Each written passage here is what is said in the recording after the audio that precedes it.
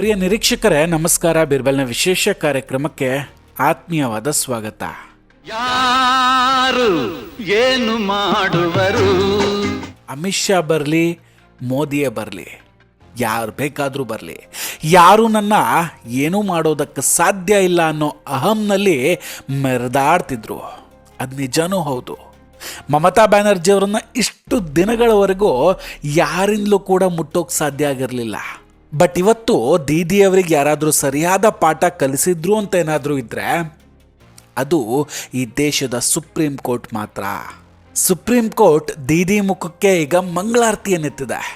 ಜೊತೆಗೆ the great lawyer Kapil Sibal ಅವ್ರಿಗೂ shape out ಆಗಿದೆ.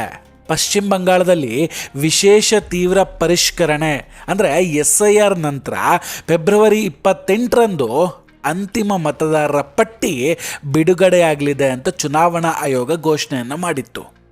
ಅದರಂತೆ ಆಯೋಗ ಪಟ್ಟಿಯನ್ನು ಬಿಡುಗಡೆ ಕೂಡ ಮಾಡಿದೆ. ಈಗ ಎಲ್ಲರೂ ಆಶ್ಚರ್ಯ ಪಡ್ತಿರೋದೇನು ಗೊತ್ತಾ? ಒಂದು ಕಡೆ ಈ ಅಂತಿಮ ಪಟ್ಟಿ ಬಂದಿದೆ, ಇನ್ನೊಂದು ಕಡೆ 500ಕ್ಕೂ ಹೆಚ್ಚು ನ್ಯಾಯಾಧೀಶರು 60 ಲಕ್ಷಕ್ಕೂ ಹೆಚ್ಚು ಸಂಶಯಾಸ್ಪದ ಮತದಾರರ ಹೆಸರನ್ನು ಪರಿಶೀಲನೆ ಮಾಡ್ತಾ ಇದ್ದಾರೆ.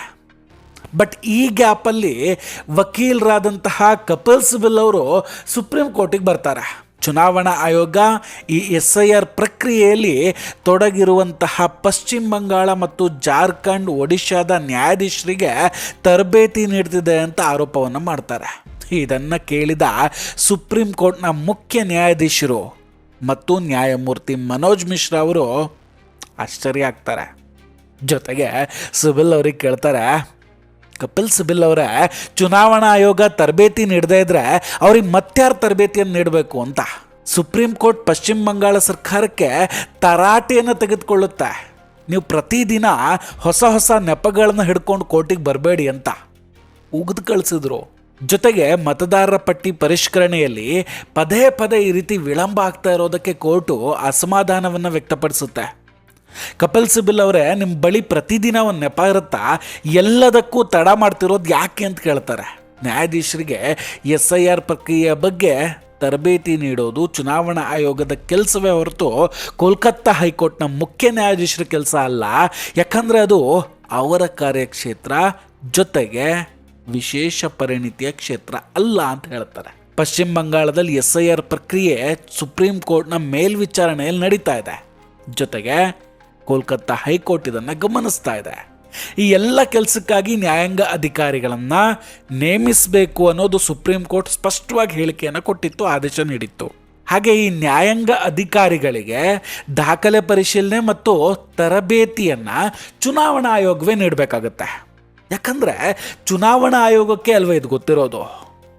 ಇದನ್ನು ಸುಪ್ರೀಂ ಕೋರ್ಟ್ ಸಂವಿಧಾನದ 142ನೇ ವಿಧಿಯ ಅಡಿಯಲ್ಲಿ ತನ್ನ ವಿಶೇಷ ಅಧಿಕಾರವನ್ನು ಬಳಸಿಕೊಂಡು ಆದೇಶವನ್ನು ಕೊಡುತ್ತೆ. ಮಮತಾ ಬ್ಯಾನರ್ಜಿಯವರ ಬಳಿ ಈಗ ಯಾವುದೇ ನೆಪಗಳು ಉಳಿದಿಲ್ಲ.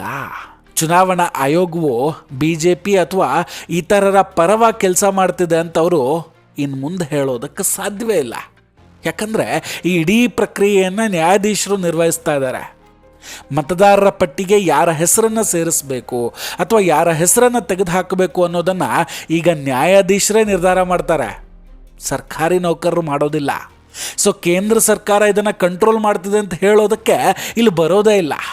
ಈಗ ಬಂದಿರುವ ಅಂಕಿಅಂಶಗಳ ಪ್ರಕಾರ ಪಶ್ಚಿಮ ಬಂಗಾಳದ ಅಂತಿಮ ಮತದಾರರ ಪಟ್ಟಿಯಲ್ಲಿ 7.04 ಕೋಟಿಗೂ ಹೆಚ್ಚು ಮತದಾರರಿದ್ದಾರೆ ಮತ್ತು ಈವರೆಗೆ 63 ಲಕ್ಷಕ್ಕೂ ಹೆಚ್ಚು ಹೆಸರುಗಳನ್ನು ತೆಗೆದುಹಾಕಲಾಗಿದೆ. ಇದರಲ್ಲಿ ಸುಮಾರು 60 ಲಕ್ಷ ಹೆಸರುಗಳು ಇನ್ನೂ ತನಿಖೆಯ ಹಂತದಲ್ಲಿವೆ. 530ಕ್ಕೂ ಹೆಚ್ಚು ನ್ಯಾಯಾಂಗ ಅಧಿಕಾರಿಗಳು ಈ ಸಂಶಯಾಸ್ಪದ ಮತದಾರರ ಭವಿಷ್ಯವನ್ನು ನಿರ್ಧಾರ ಮಾಡ್ತಿದ್ದಾರೆ. ಮಮತಾ ಬ್ಯಾನರ್ಜಿ ಅವರಿಗಿರುವಂತಹ ದೊಡ್ಡ ಭಯ ಅಂದರೆ ಈಗ ಈ ಪರಿಶೀಲನೆಯ ನಂತರ ಸುಮಾರು 1 ಕೋಟಿಗೂ ಹೆಚ್ಚು ಮತದಾರರ ಹೆಸರು ಪಟ್ಟಿಯಿಂದ ಹೊರಬೀಳಬಹುದು ಅನ್ನೋದು. ಒಂದು ಗಮನಾರ್ಹ ವಿಷಯ ಏನಂದರೆ, ಮಮತಾ ಬ್ಯಾನರ್ಜಿಯವರ ಕ್ಷೇತ್ರವಾದ ಭವಾನಿಪುರದಲ್ಲಿ ಕೂಡ 47,000 ಮತದಾರರ ಹೆಸರುಗಳು ಪಟ್ಟಿಯಿಂದ ಕಡಿತಗೊಂಡಿದೆ. ಆದರೆ ಸುವೇಂದು ಅಧಿಕಾರಿಯವರ ಕ್ಷೇತ್ರದಲ್ಲಿ ಕೇವಲ 11,000 ಹೆಸರುಗಳು ಮಾತ್ರ ಕಡಿತ ಆಗಿರೋದು. ಪಟ್ಟಿಯಿಂದ ಹೀಗೆ ತೆಗೆದು ಹಾಕಲಾದವರಲ್ಲಿ ಹೆಚ್ಚಿನವರು ನಕಲಿ ಮತದಾರರು ಮತ್ತು ಮೃತಪಟ್ಟವರು ಅಥವಾ ವಲಸೆ ಹೋದವರಾಗಿದ್ದಾರೆ. ಈ ಹಿಂದೆ ಮೃತಪಟ್ಟವರ ಹೆಸರಿನಲ್ಲೂ TMC ಕಾರ್ಯಕರ್ತರು ಮತ ಚಲಾಯಿಸಿದ್ರು ಅನ್ನೋ ಆರೋಪಗಳಿದ್ವು. ಇನ್ನೊಂದು ಉದಾಹರಣೆ ಅಂದರೆ 15 ವರ್ಷಗಳ ಹಿಂದೆ ಮೃತಪಟ್ಟ ವ್ಯಕ್ತಿಯ ಹೆಸರಿನಲ್ಲೂ ಮತದಾನ ನಡೀತಾ ಇತ್ತು. ಅಂತಹ ಅಕ್ರಮಗಳಿಗೀಗ ಸುಪ್ರೀಂ ಕೋರ್ಟ್ ಮತ್ತು ನ್ಯಾಯಾಧೀಶರ ಹಸ್ತಕ್ಷೇಪದಿಂದ ಕಡಿವಾಣ ಬಿದ್ದಿದೆ. ಸುಪ್ರೀಂ ಕೋರ್ಟ್ ತನ್ನ ಅಧಿಕಾರವನ್ನು ಬಳಸುವ ಮೂಲಕ ಮಮತಾ ಬ್ಯಾನರ್ಜಿಯವರ ಪಟ್ಟಭದ್ರ ಹಿತಾಸಕ್ತಿಗೆ ದೊಡ್ಡ ಹೊಡೆತವನ್ನು ಕೊಟ್ಟಿದೆ. ಈಗ ಅಧಿಕಾರಿಗಳ ಮೇಲೆ ಒತ್ತಡ ಹಾಕಿ ಕೆಲಸ ಮಾಡಿಸ್ಕೊಳ್ಳುವ ಆಟ ನಡೆಯೋದಿಲ್ಲ. ಯಾಕಂದರೆ ನ್ಯಾಯಾಂಗ ಅಧಿಕಾರಿಗಳು ಪಶ್ಚಿಮ ಬಂಗಾಳದ ಹೊರಗಿನವರೂ ಆಗಿದ್ದಾರೆ. ಫೈನಲಿ ಈ ಕಠಿಣ ಕ್ರಮಗಳು ಪಶ್ಚಿಮ ಬಂಗಾಳದಲ್ಲಿ ಮುಕ್ತ ಮತ್ತು ನ್ಯಾಯಸಮ್ಮತವಾದ ಚುನಾವಣೆಗೆ ದಾರಿ ಮಾಡಿಕೊಡ್ತಾ ಇದೆ. ವೀಕ್ಷಕರೇ, ಇದೆಲ್ಲದರ ಬಗ್ಗೆ ನಿಮ್ಮ ಅಭಿಪ್ರಾಯ ಏನು? ದಯವಿಟ್ಟು ಕಮೆಂಟ್ ಮಾಡಿ ತಿಳಿಸಿ. ನಾವು ಕೊಟ್ಟಂತಹ ಮಾಹಿತಿಗಳು ನಿಮಗಿಷ್ಟ ಆಗಿದ್ದರೆ ವಿಡಿಯೋವನ್ನು ಲೈಕ್ ಮಾಡಿ ಹಾಗೂ ಶೇರ್ ಮಾಡಿ. ಇನ್ನೂ ಕೂಡ ನಮ್ಮ ಬೀರ್ಬಲ್ ಚಾನಲನ್ನು ಸಬ್ಸ್ಕ್ರೈಬ್ ಮಾಡಿಲ್ಲ ಅಂದರೆ ಈ ಕೂಡಲೇ ಸಬ್ಸ್ಕ್ರೈಬ್ ಮಾಡಿ ಹಾಗೂ ಬೆಲ್ ಐಕಾನನ್ನು ಕ್ಲಿಕ್ ಮಾಡಿ. ನಮಸ್ಕಾರ, take care and bye bye.